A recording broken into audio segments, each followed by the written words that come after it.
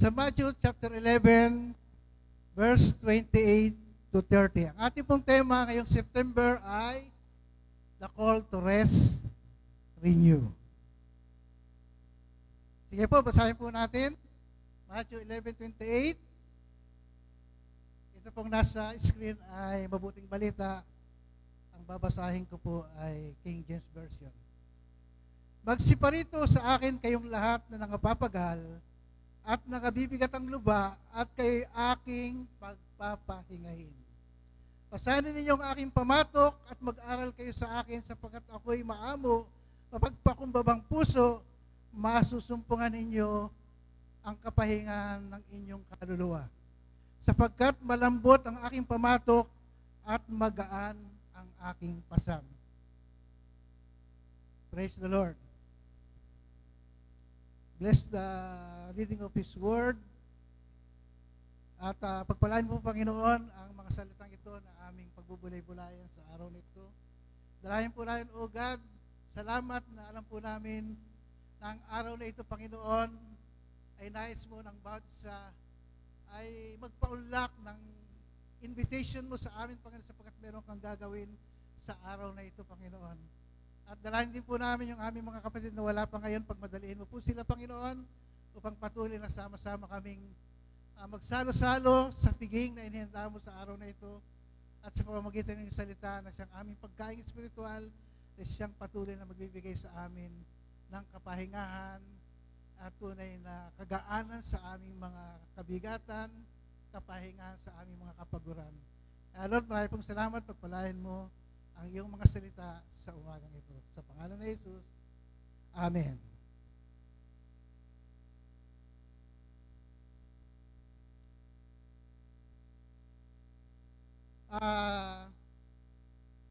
Ako po'y magsisimula sa isang kwento na sinasabi sa Lucas chapter 10 verse 38 to 42. At dito po natin makikita yung naghanda ng piging at nagpapaanyaya sa kanyang piging na kung saan ay kanyang inihanda. Sabi dito,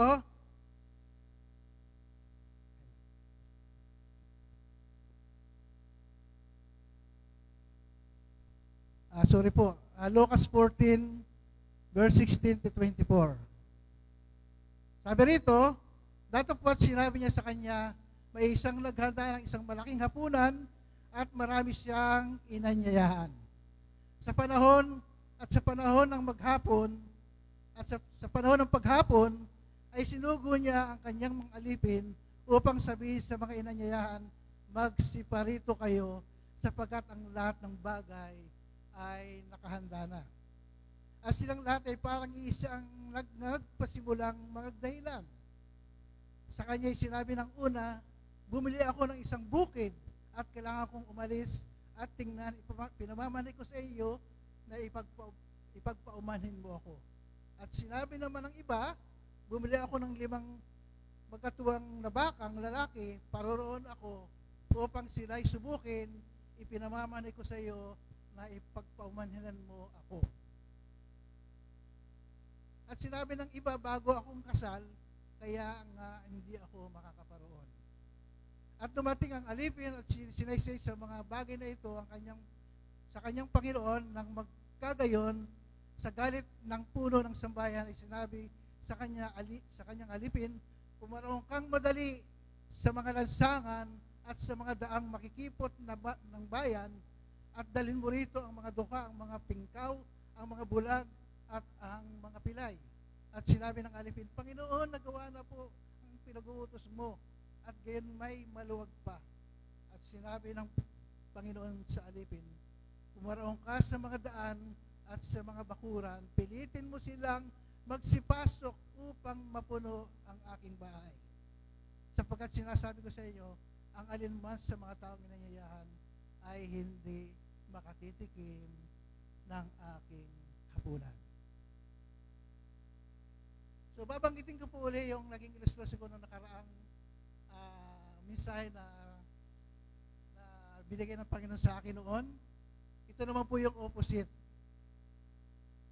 Yung isang pastor namatay ang kanyang anak at araw ng linggo, talagang nandun naman talaga yung pagluluksa nila, ay itong asawa ay parang nag-aano sa kanyang asawa na huwag nang dumalo dahil meron nga silang patay. Pero sabi ng pastor, hindi, aatin tayo. Sapagkat ngayong araw ng linggo, kailangan nating pumunta sapagkat alam kong may gagawin ng Panginoon. So, habang nagpipreach siya, talaga namang malungkot siya dahil namatay nga ang kanyang anak at yung mga congregation ay medyo nag-iiyakan. At pagkatapos ng service, umuwi na sila kasama yung congregation upang sila ay makiramay. At pagdating nila sa bahay, yung anak nilang patay ay naglalaro na. Ibig sabihin, doon sa paanyaya ng Panginoon, kagaya ngayon, paanyaya ng Panginoon tuwing araw ng linggo, may gagawin ng Diyos sa atin. Amen. Ano bang mga kabigatan, bibigyan ng Panginoon ng kagaanan, ano bang kapaguran, bibigyan tayo ng kapahingahan. Amen. Hallelujah. So makita natin ito yung opposite, makita natin, dito sa unang inanyayahan, marami silang dahilan. Ano kaya po sa atin? Nangyayari ba ito?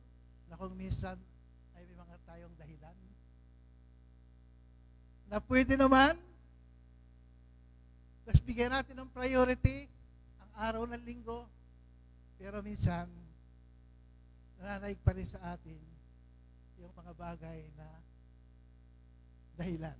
Kasi pagka may dahilan, ayaw. Pagka mayroong kung gusto, may paraan. Di po ba? Kaya bakit na natin dito sa binasa natin, ang Panginoon ay nag-aanyaya. Nais ng Panginoon na yung mga bangkong yan ay mapuno. Kita nyo ilang beses nang inulit ng Panginoon doon sa kanyang mga alipin na lumabas nyo, imbitan nyo ang mga tao. 3 times siguro yon dahil nasa puso ng Panginoon na mapuno ang kanyang piging.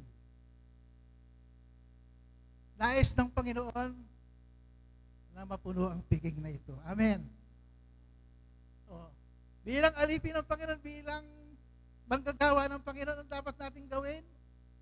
Tayo humayo at ipangaral ang salita ng Diyos at ipabakit paanyaya ng Panginoon sa mga tao sapagkat nais niya na ang tao ay sapagkat nakikita niya yung pananakit sa tao, talagang hanggang doon na lang dahil sa kanyang pagmamahal. Kaya sa ating buhay, tayo ay mayroong pagtawag ang Panginoon. Hindi lahat ng pangangaral sa kalsada ay mga ibanghilista. Ito ay umad ng Panginoon na tayo humayo at ipangaral ang mabuting balita. Kaya kita natin dito, nagalit na kang yung nag-aanyaya dahil walang pupunta at ginagawa na nitong mga alipin na pinag-uutos ng kanilang Panginoon. Kaya makita natin, ang araw ng linggo po ay napakahalaga sa buhay ng isang Kristiyano. Sapagkat ito'y tinakda ng Diyos na banal, walang dapat tayo ibang iisipin, kundi nakapokus tayo sa Panginoon. Ano bang mga hanap buhay na maaaring nakita mong kikita ka ng malaki? Pero kung mas pipiliin mo na i-prioridad ang Panginoon, higit pang pagpapala ang tatanggapin natin. Amen. Hallelujah. Kaya nakita natin dito, yung opposite nitong ating binasa, nakita natin na yung talagang grabe ang kabigatan, bagamat grabe ang kanyang kabigatan, pero mas pinili pa rin niyang umaten ng araw ng linggo. At nakita natin ang himala ng Panginoon sa kanilang buhay, sa kanyang anak na muling nabuhay. Kaya Sabi mo sa iyong katabi, may gagawin ang Diyos sa iyo sa araw na ito.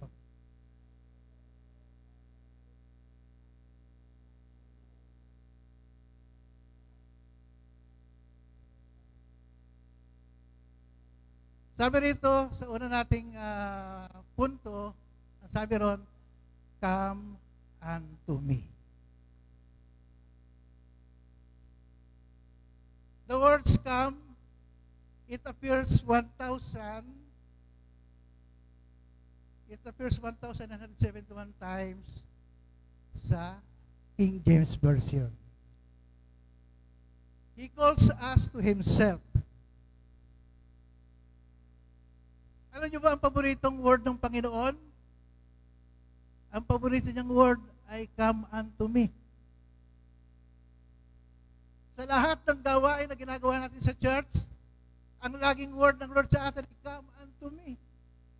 Sa ating prayer, sa lahat ng mga ginagawa nating mga gawain sa church, laging sinasabi ng Panginoon, come unto me. Kasi yan ang paboritong word ng Panginoon. Amen. Kaya mapalad po tayo dahil sa araw na ito, pinaunlakan natin ang imbitasyon ng Panginoon. Kaya salamat sa Panginoon na andito tayo at patuloy na mag-aral sa Panginoon. Kaya makita natin sa Bible, lagi niyang sinasabi, come, not go to Moses, but come to me. Sa Panginoon, come. Dito kay Moses, go. Pero sa Panginoon, come unto me. Kaya sa itong napakagandang sinasabi dito sa ating binasa, ang Panginoon ay nag-i-invite sa atin sapagkat alam po na hindi tayo napawalan ng mga kabigatan at kapaguran sa ating mga ginagawa. Hindi lamang sa ministry, maging sa gawain natin sa ating tahanan o mga ibang bagay na ginagawa natin para sa ating pamilya. Kaya sabi rito, sino nang ini-invite? Yun daw, yung sabi rito, who is he inviting? All who labor and are heavily laden. Yun daw, mga gumagawa at mayroong kabigatan ay yun ang kanyang ini-invite. Siguro po sa ating buhay, hindi mawawala ito sa ating buhay. Na minsan nagkakameron tayo ng kabigatan at kapaguran, pero mayroong bagay na gustong sabihin ng Panginoon natin upang makamit natin yung tunay na kapahingahan. Kaya sabi nito, tayo daw ay dapat lumapit sa Panginoon, yung natin yung ating personal trust, yung ating personal na pagtitiwala sa Panginoon. Hindi, not to doctrine or diocese or ministry are we first to come, but to the personal Savior. Dapat ang ating paglapit una ay para sa ating Panginoon.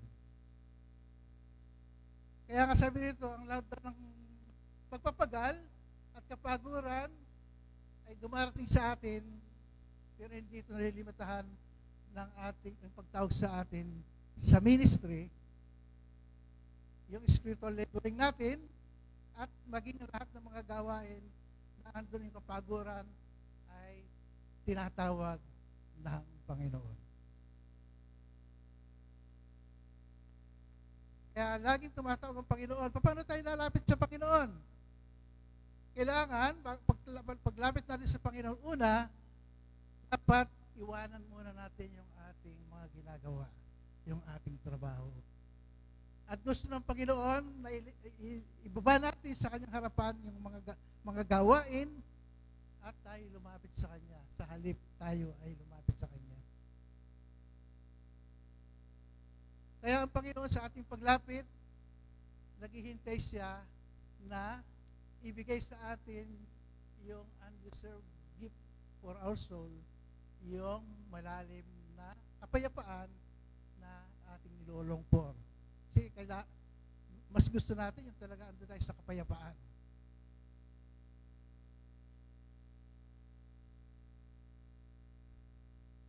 Doon sa pangalawa, take my yoke upon you.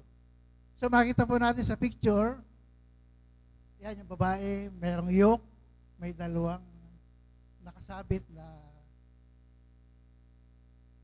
pag-igib ng tubig, at makikita natin dito sa dalawa siya magkasama. Kaya nga sinasabi ng Corinthians na hindi dapat makipamatok ang mananampalataya sa di mananampalataya. Hindi pwedeng magsama. Kaya makikita natin dalawa yan. Yung sa babae naman, ito'y common sa Africa. Yung nanay, nasa likod niya yung bata, at habang siya ay naglalakad sa malayong paglalakbay, siya ay may daladalang firewood. O kaya ay yung bucket ng tubig para sa pamilya. Kaya yung pong yoke ay hindi lamang sa animals, kundi maging sa tao.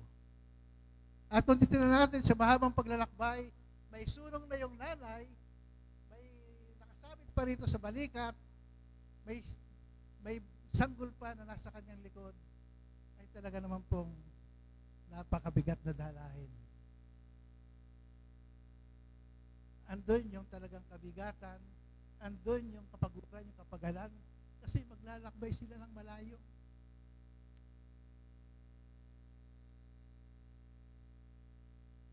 Kaya yung mga heavy laden people, hindi na sila interesado doon sa yoke.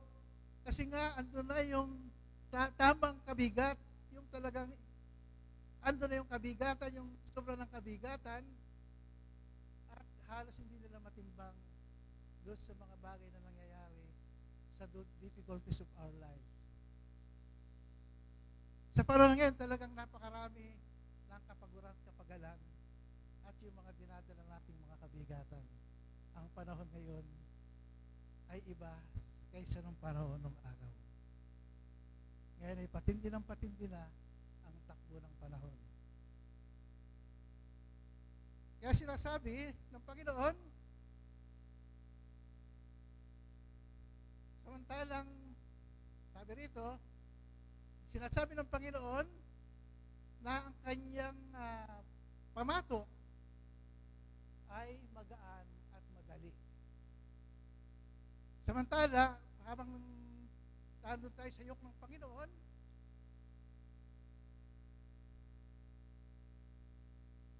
makikita natin, matatagpuan natin yung kapahingahan ng ating kaluluwa. Kaya makita natin dito sa babaeng ito na andun na yung sobrang kabigatan ng kanyang dala.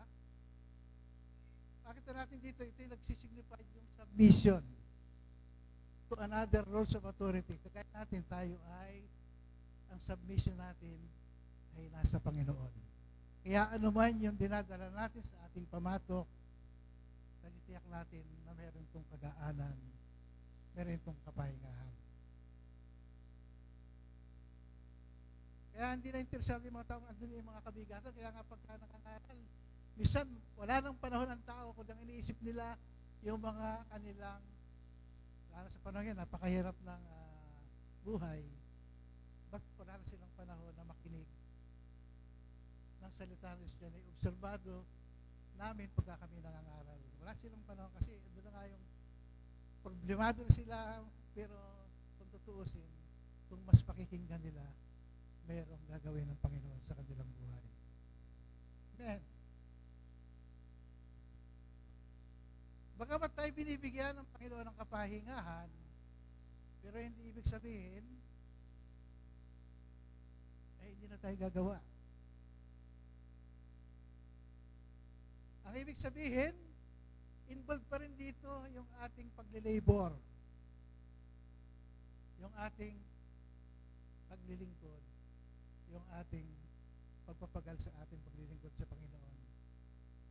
Pero kapag tayo pero kung ang pumatok ng Panginoon ang ating pinapasan,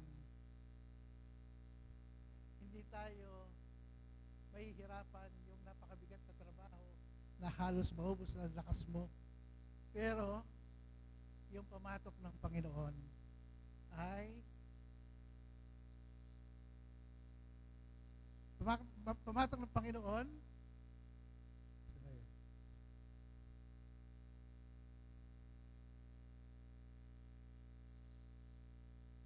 yung pumatok ng Panginoon ay magbibigay sa ito yung life-giving labor. Yung nagbibigay sa atin ng kalakasan sa lahat ng ating mga ginagawa.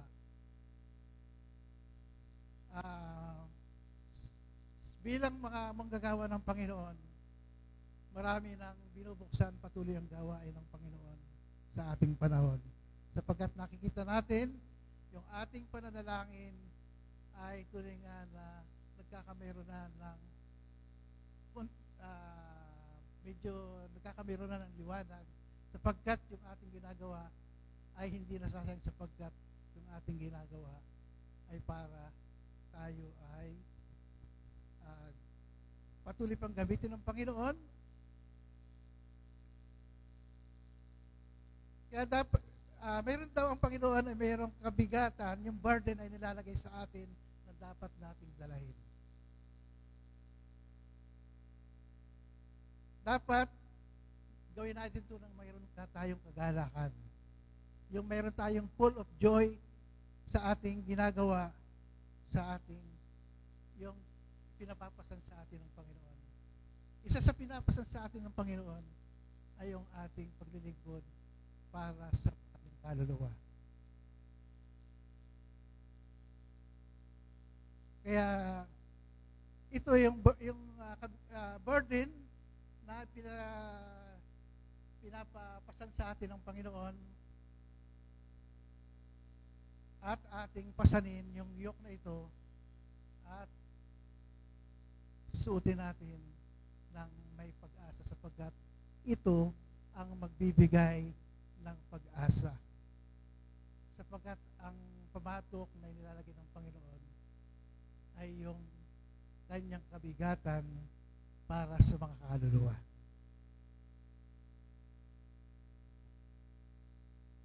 Kaya ito yung nagbibigay ng pag-asa. So, pwedeng makita natin yung sa katotohanan ay makikita natin yung maaaring sinasabi natin o ang iba sa atin ay parang hindi natin matagpuan yung yoke na madali at magaang sa ating mga kabigatan. Maaaring ito ay makikita natin sa ating sitwasyon sa ating buhay ngayon. Ano ba yung ating buhay ngayon? Kaya minsan parang hirap dalhin ng kabigatan at tunay nga na yung burden ay parang hindi natin kayang dalhin.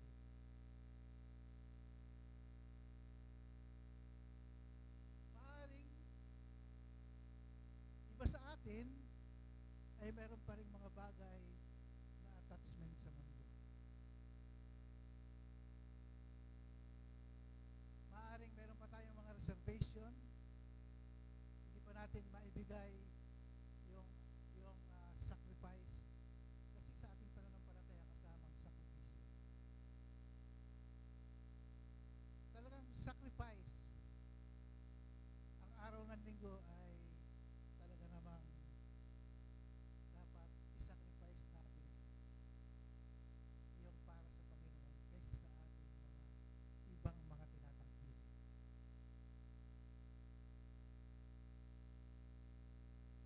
Kaya maaaring tayo ay meron pang mga bagay na maibigin pa sa mga pleasure more than lovers of God. Kaya dapat maaaring sinasabi natin na okay na tingin natin sa ating sarili, tayo matuwid na.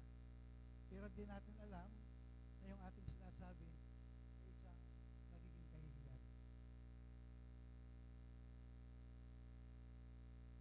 Kaya dapat tayo ay dalhin natin ang pamatok ng Panginoon, ilagay natin sa ating balikat ng mayroong humble yet confident faith.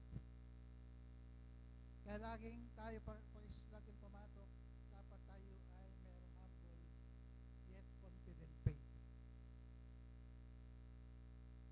Kailangan iwanan na natin yung ating mga kabigatan at tayo mamahinga at dalhin natin ang pamatok ng ating Panginoon. Kaya sa araw na ito, mayroong gagawin ng Panginoon na nagbibigay sa atin ng kagalakan paglabas natin sa simbahan ito. Amen. Hindi tayo lalabas na parang walang nangyari. Siguro, maaaring pakiramdam natin parang walang nangyari, baka kasi late ka.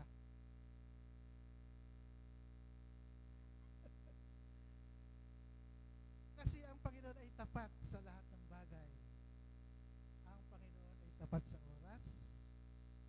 Kaya ang araw ng linggo ay napakahalaga kasi banal ito sa harapan ng Panginoon.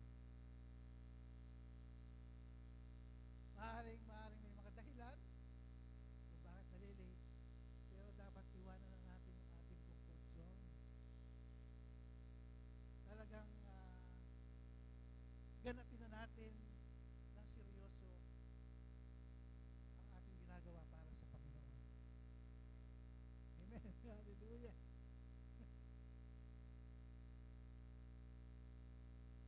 Kasunod, learn from me. Learn from me. Learning from Jesus and taking up His yoke looks like. Ano ba ang kahintulan nito? Yan, makita po natin sa picture. Si Mary ay talagang umupo sa paanan ng Panginoon at itong si Martha ay busy-busy sa maraming paglilingkod.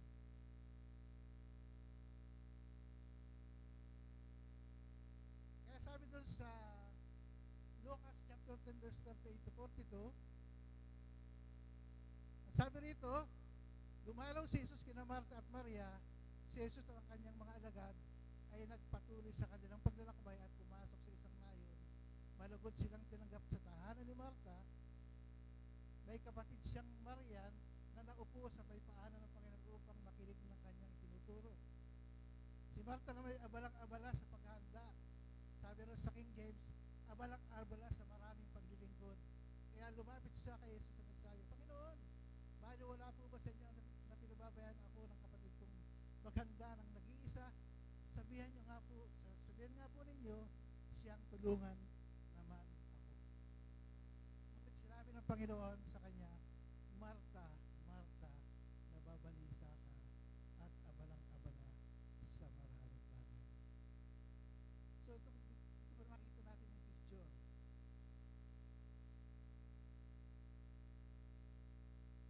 Nakita natin yung picture.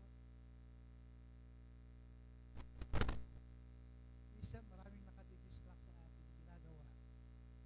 May mga distraction sa ating paglilingkod.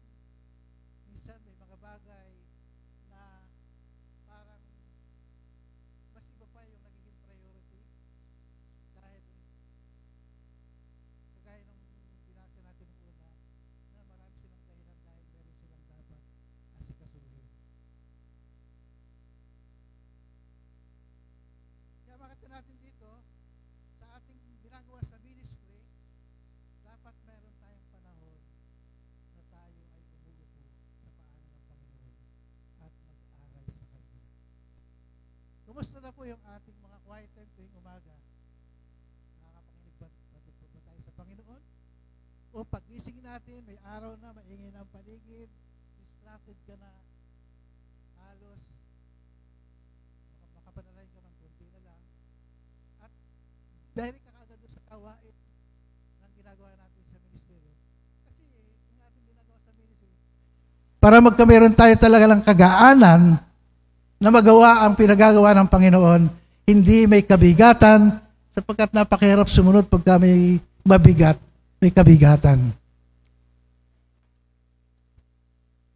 Kaya makita natin dito, yung dalawang tao, mas pinili ni Maria na umupo sa Panginoon at mag-aral sa Panginoon.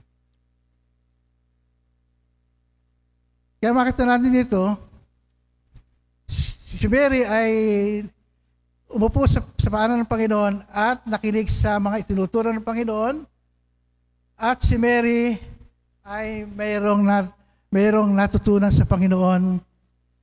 Yung yoke ni Mary ay hindi kasama yung serving or even speaking, only listening. Kaya dapat tayo nakikinig din lagi sa Panginoon. Nag-aaral tayo sa Panginoon. Kaya sabi rito, Jesus wanted Martha to lay down her load and take up his easy yoke to stop and listen to him. So sinabihan niya si Martha na iwanan muna niya ang kanyang mga dalahin at suotin yung pamatok ng Panginoon at siya ay makinig. Siya ay makinig sa Panginoon. Hindi po primarily interested ang Panginoon yung tayo ini-enlist niya sa ating gawain sa paglilingkod. Sa paglilingkod sa kanyang ministeryo, ang priority po ng Panginoon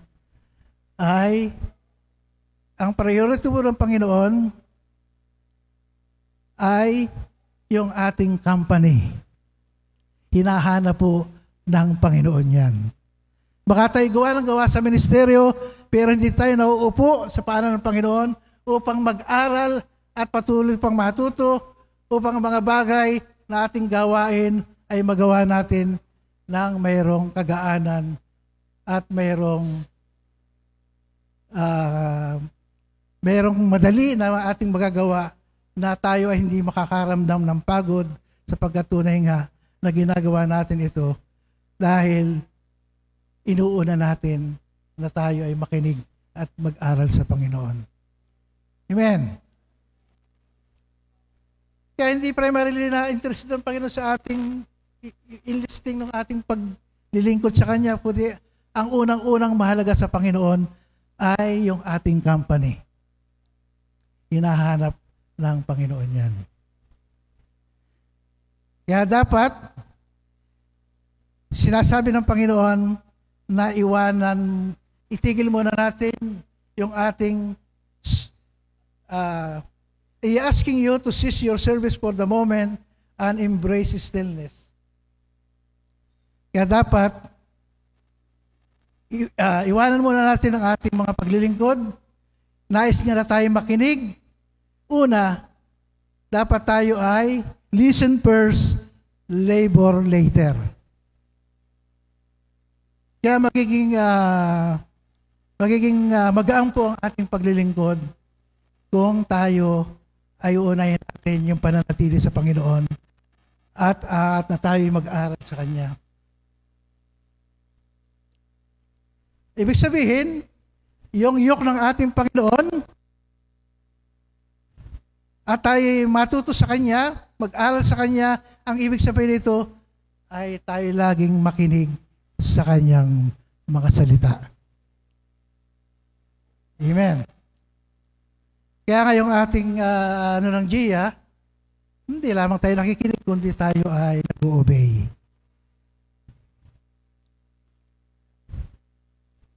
Dito sa kasunod, sa number 4, you will find rest for your soul. Makakatagpo daw tayo ng kapahingahan ng ating kaluluwa. Sa ating panahon ngayon,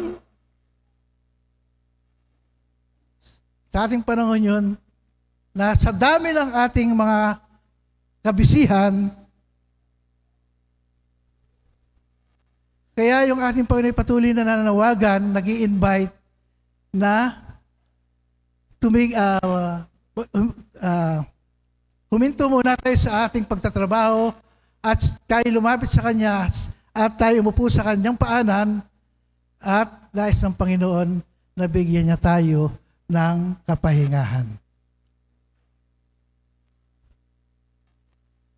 Jesus want to give us rest kung tayo ay willing na lumapit at tanggapin ang kapahingahan.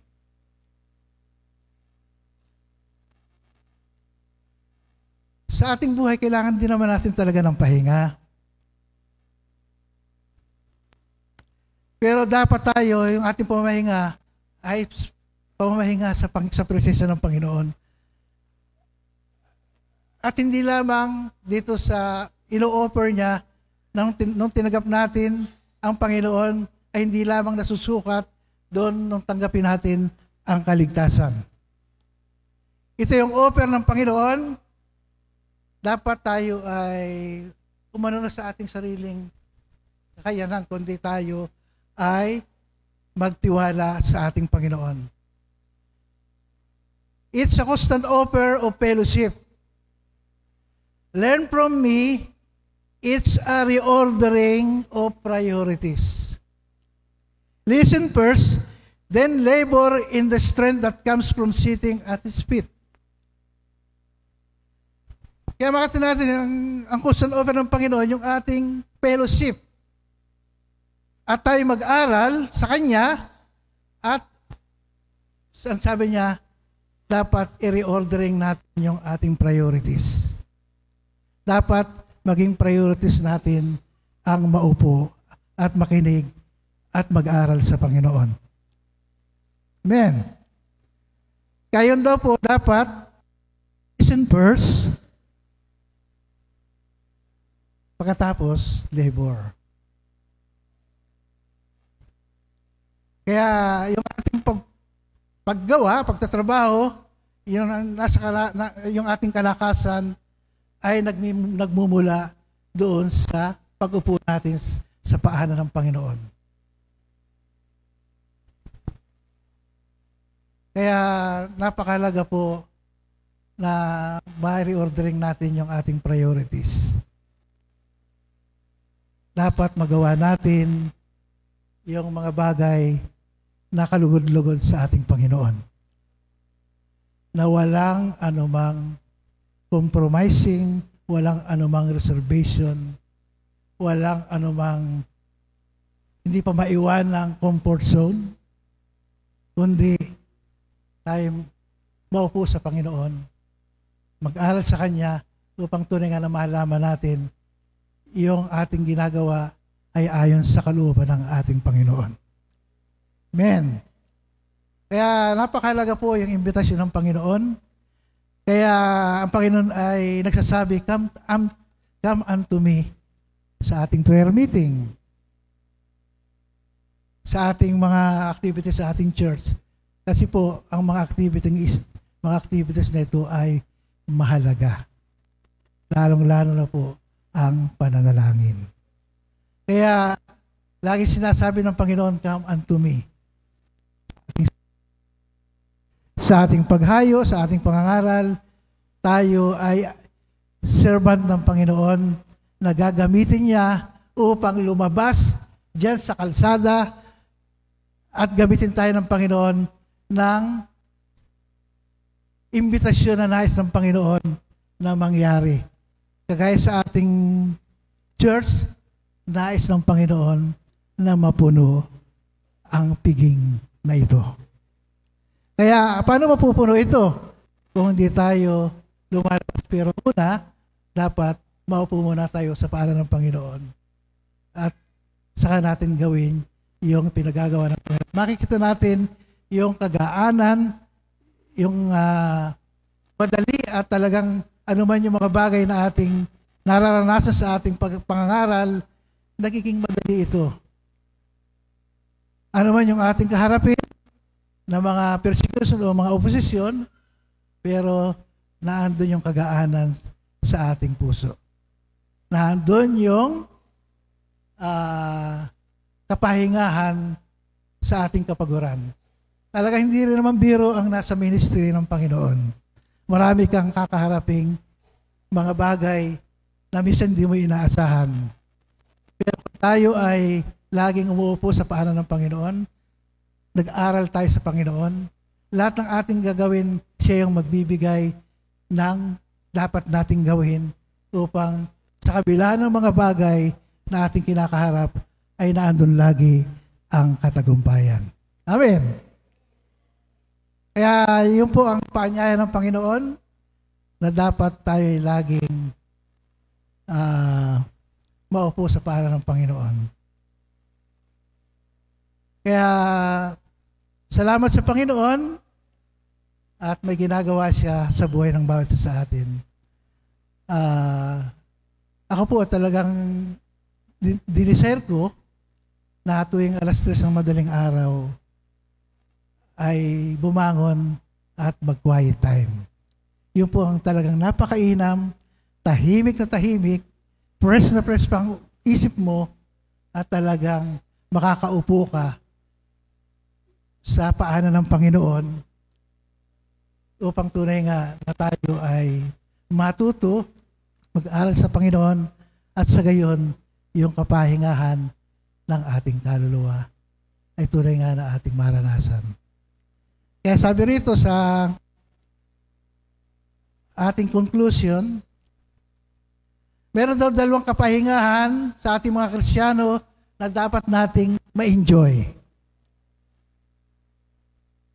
Ang una, yung kapahingahan sa ating Panginoon nung tinanggap natin siya bilang Panginoon sa tagapagligtas, nung matanggap natin ang salvation, ito yung una na kapahingahan na ibinigay ng Panginoon.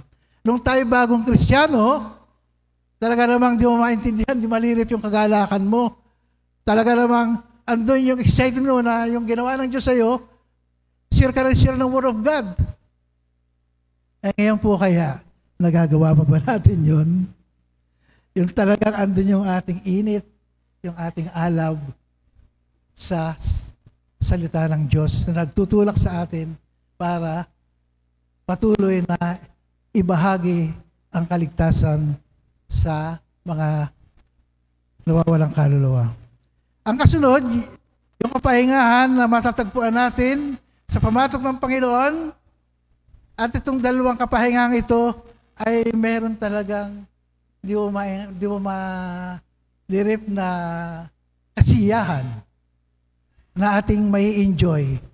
Kung tayo lumalapit sa Panginoon at tayo nag-aaral sa Kanya at wala nang iba tayong matatagpuang pamatok ng Panginoon sa anumang ibang paraan. Kaya po na dapat ma-enjoy natin. Hindi dapat tayo ay ma-distract o mag-struggle, kundi dapat ma-enjoy natin yung paglilingkod sa Panginoon. Amen! Kasi pagka may kagalakan tayo, nawawala yung ating pagod. Sabi nga, pagka tayo nagagalak sa kagalakan ng Panginoon, sabi nga doon sa, sinasabi rin sa awit na, ang kagalakan doon na galing sa Panginoon ay nagbibigay sa atin ng kalakasan. Amen. Hallelujah. Sige po, tayo po tumayo na. At doon po sa mga ating bagong kapatiran na dumalo sa araw na ito, hindi po aksidente na narito kayo ngayon.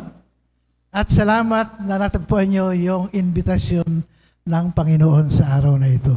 At mayroong gagawin ang Panginoon sa buhay nyo.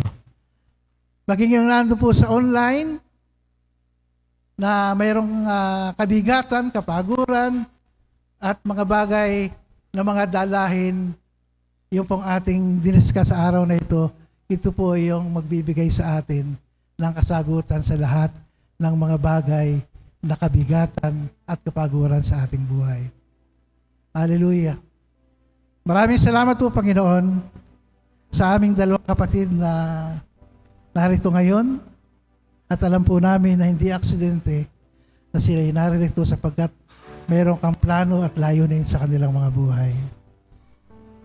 At kung nais mo na sa araw na ito ay magkameron ka ng tunay na kapahingahan, kagaanan sa anumang mga bagay na dinadala mo sa sitwasyon sa panahong ito. Ito na yung kasagutan na ikaw ay tunay na nabibigyan niya ng kapahingahan. Kaya sa oras na ito, kung ninanais mong tanggapin ng Panginoon, sumabay ka sa maikling panalangin ito. Panginoon, maraming salamat po sa iyong imbitasyon na tunay nga, Panginoon, na ako'y kinakatagpo mo sa oras na ito. At sa oras po ito, Panginoon, sinusuko ko po ang aking buhay sa iyo. At sa aking pong paglapit, Lord, salamat na pinapaging karapat mo dahil sa iyong biyaya na ako'y makalapit sa iyo, sapagkat sa biyaya mo lamang, Panginoon, kami nakalalapit sapagkat tunay nga na ako'y isang makasalanan at hindi nakaabot sa iyong kaluwalhatian. Panginoon, pinagsisisihan ko po ang lahat ng aking mga nagawang kasalanan nung simula nung ako'y bata pa hanggang sa oras na ito. Salamat, Panginoon, na sa oras na ito, dinidinig ko ang iyong tinig, pinagbubuksan ko ang aking puso, pinapapasok kita, tinatanggap kita bilang Panginoon at sariling tagapagligtas ng aking buhay at ng aking kaluluwa. Maraming salamat po, Panginoon, sa banal na dugo ng aming Panginoong Hesus na siyang naglinis sa aming mga kasalanan. Salamat, Lord, na kami pinapaging karapat-dapat mo na makapasok at makapanahan sa iyong presensya. Salamat, Panginoon, na ang aking pangalan ay sinulat mo na sa aklat ng buhay. Salamat po, Panginoon, sa buhay na walang hanggan na ngayon din ay tinanggap ko mula sa iyo. Salamat, Panginoon. Sinabi ng 1 John 5:12, ang kinaroroonan ng anak ng Diyos ay kinaroroonan ng buhay na walang hanggan. So pagka nasa ating puso ng Panginoon, meron na tayong katiyakan ng kaligtasan at buhay na walang hanggan. Salamat, Panginoon, sa dalawang kaluluwang ito, Panginoon, na tumanggap sa iyo sa araw na ito. Salamat, Lord, at alam po namin na nagbubunyi ang iyong mga anghel diyan sa kalangitan sapagkat mayroon na namang kaluluwang naligtas. Salamat, Panginoon. Hallelujah. Salamat, Panginoon, sa iyong mensahe, Panginoon, sa araw na ito na nagbigay sa amin, Panginoon, ng tunay na kagaanan sa aming mga kabigatan, kapahingahan sa aming mga kapaguran, Panginoon. Maging sa aming paglilingkod, Lord, kung kami may misay nagrereklamo, Panginoon, dahil sa aming kapaguran, Lord, patawarin mo po kami, Panginoon. Kundi, lagi naming isuot ang pamatok mo, Panginoon, upang tunay nga na maging magaan at madali ang aming mga ginagawa sa iyong ministeryo, O God.